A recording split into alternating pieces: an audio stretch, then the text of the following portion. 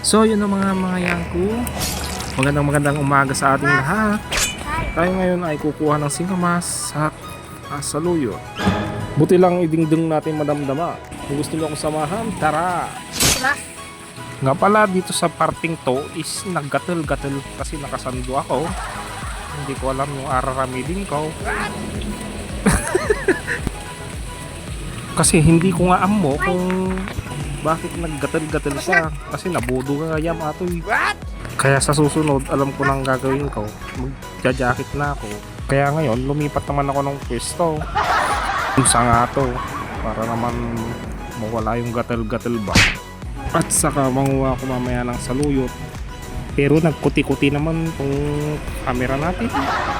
Pero mamaya pag nanguha tayo ng saluyot, gagamit na lang tayo ng tripod para hindi naman magkuti-kuti itong pang video natin.